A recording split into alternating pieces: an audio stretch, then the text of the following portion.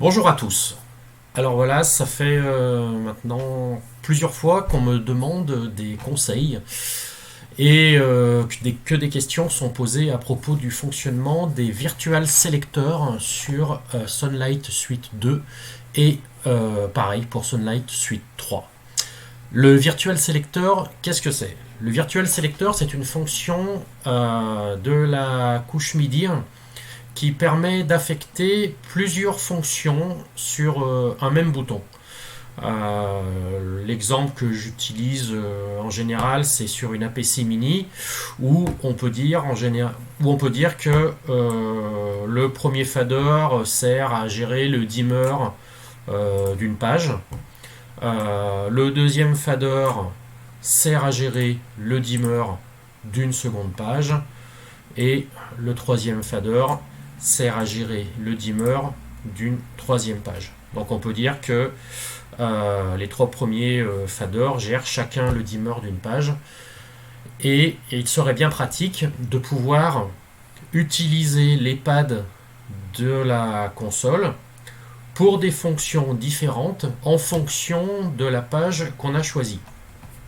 Sur la PC Mini, on peut par exemple utiliser ces petits boutons circulaires pour dire qu'on travaille sur telle page ou sur telle autre page vis-à-vis du fader en face duquel on est.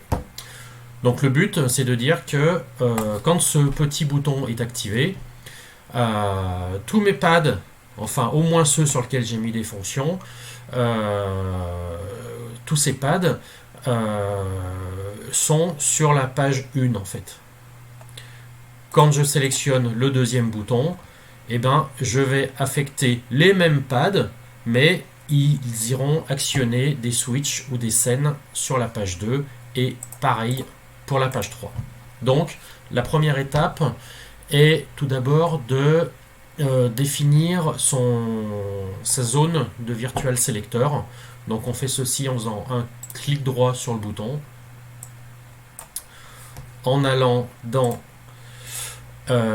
l'onglet général et ensuite dans Other ou autre on a Virtual Selector. Alors moi je travaille sur une version anglaise de Suite 2 et Suite 3, mais les menus sont à peu près au même endroit et les noms restent très proches. Donc quand on clique sur Virtual Selector, on a une fenêtre très simple qui s'ouvre, bon, qu'on reconnaît, qui est assez classique avec l'affectation des boutons. Et il faut d'abord créer son groupe de sélecteurs.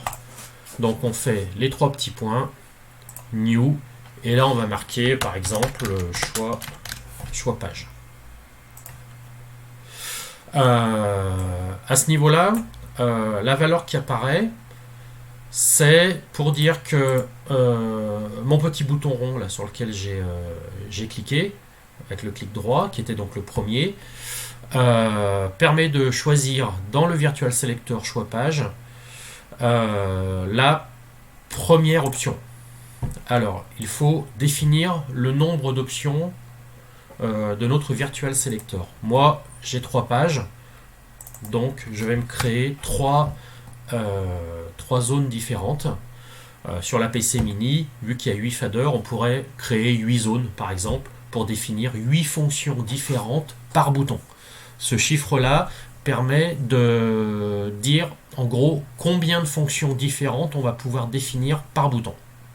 Donc j'en crée 3, on valide, et là maintenant dans la liste je peux choisir mes 3 valeurs. Donc là je suis sur le premier bouton, donc moi je dis que c'est l'état 1 qui m'intéresse. Je valide, j'ai mon Virtual Selector qui apparaît là. Alors je déplace ça pour l'avoir là.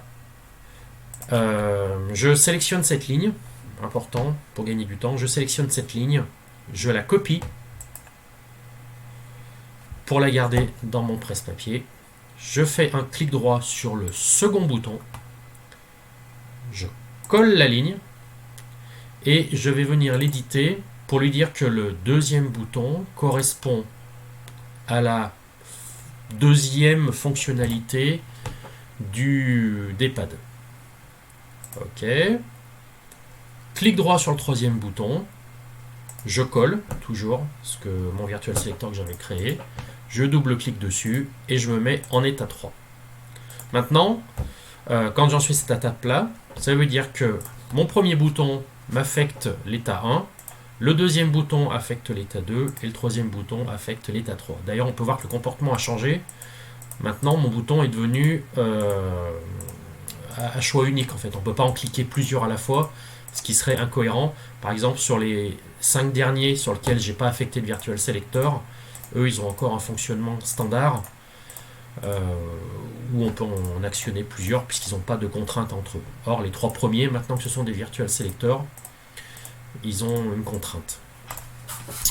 Ensuite, il faut affecter des fonctions sur nos différents pads. Alors, je me suis créé, moi, 3 pages d'exemple avec 3 boutons sur chacune, ce qui fait que théoriquement, je vais avoir 3 boutons à utiliser là, qui chacun auront 3 états différents pour les 3 pages.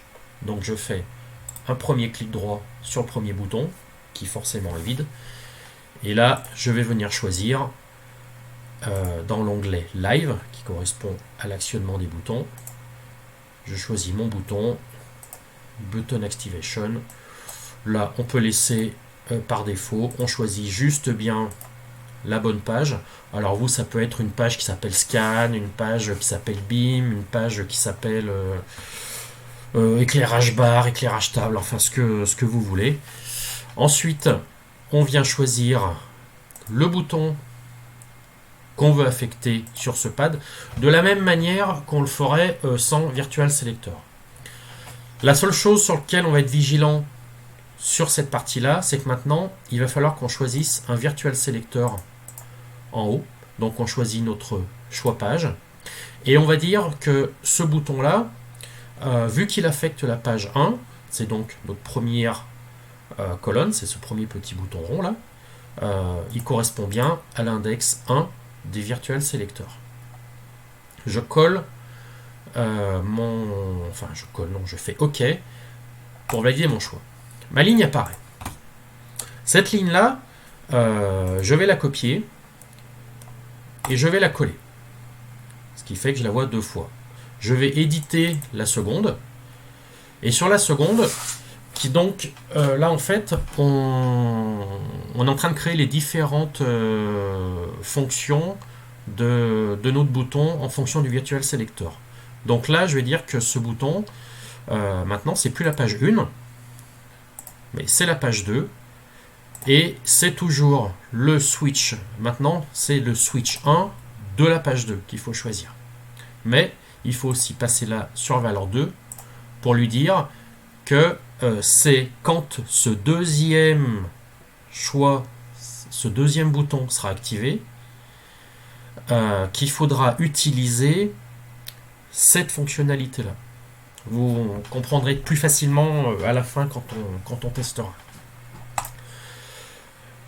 Je duplique, je fais une 3e copie de ma ligne.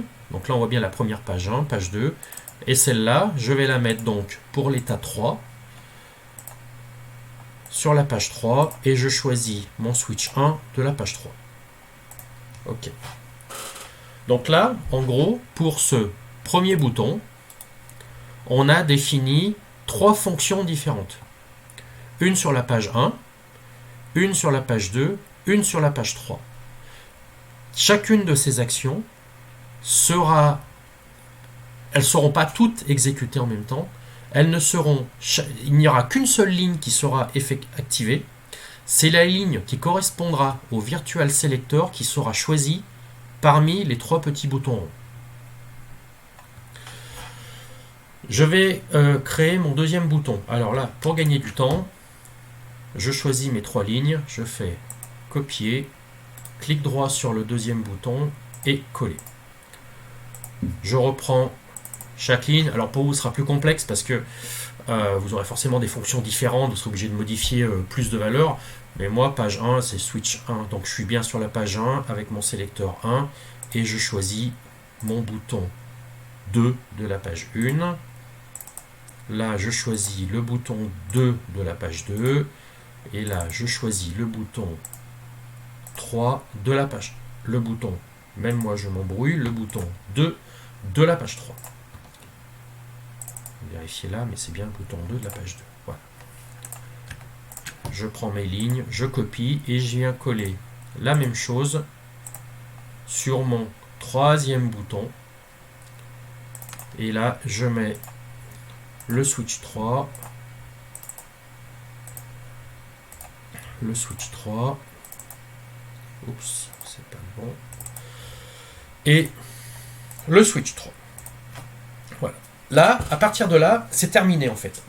Sur mes 3 premiers boutons de mon APC Mini, sur chacun, j'ai défini 3 fonctions qui sont chacune filtrées en fonction de l'état du Virtual Selector choisi. C'est-à-dire, je choisis mon premier Virtual Selector. Je clique sur le premier bouton. On voit que là, c'est bien mon switch 1 de la page 1 qui s'est activé. Si je clique sur le second, mon switch 1 de la page 1 est bien toujours activé. Par contre, vu que mon Virtual Selector là, c'est le 2, le bouton s'est éteint. Puisqu'en fait, il me montre l'état de mes 3 switches de la page 2 en fait. Donc, sur la page 2, je vais venir activer, je vais activer le même bouton en fait. Tac. Et là, directement, on voit que c'est le switch 1 de la page 2 qui est activé. Si je reviens sur ma première page, le bouton il est bien allumé parce que c'est bien le switch 1 de la page 1. Si je le désactive, le switch 1 de la page 1 se désactive, le bouton est éteint. Si je viens sur ma seconde page, le bouton se rallume parce que j'ai bien mon bouton activé. Si j'active mes 3 switches de la page 2, j'ai mon Virtual Selector 2 choisi, j'ai bien mes 3 boutons allumés et mes 3 voyants. Je viens maintenant sur la page 3, tout éteint, c'est normal, j'ai rien d'activé. J'active le 2, on voit bien le 2 qui s'active. Et si je reviens maintenant sur mon Virtual Selector 2, j'ai mes 3 boutons qui s'activent. Si je viens sur le 1, j'ai tout éteint, ce qui est normal puisque les 3 boutons sont éteints. Donc je vais activer le troisième. Et donc on a bien 3 états différents avec l'affichage des LED qui correspond en fonction de ma page sélectionnée en fait. Ça fonctionne en background aussi. C'est-à-dire que là, j'ai ma page 3 sélectionnée, j'ai mon bouton, mon switch 2, qui est bien celui-là. Si jamais manuellement, je viens sur mes boutons, je désactive le switch 2 de la page 2. Au niveau de la console, ça ne change rien. Par contre, si je viens maintenant sur ma page 2, là, j'ai bien mon bouton central qui est éteint parce que je l'ai désactivé ici. Donc il y a bien une interaction directe en fonction du Virtual Selector choisi. Voilà, c'est quelque chose de très puissant, de très pratique. Sur la PC Mini, ça fonctionne très bien. Sur la PC 40 MK2, c'est un petit peu plus complexe parce qu'il y a plusieurs couleurs par bouton qu'on peut choisir. Il y a toute une gamme de couleurs, donc c'est un petit peu plus compliqué à gérer, mais on y arrive très bien aussi. Et il faut surtout des boutons qui envoient des ordres MIDI simples pour les Virtual Selector pour qu'ils s'en sortent efficacement. Voilà.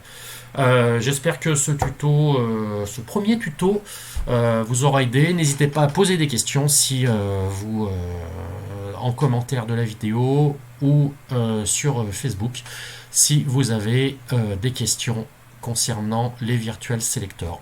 Voilà, bonne journée à tous, au revoir.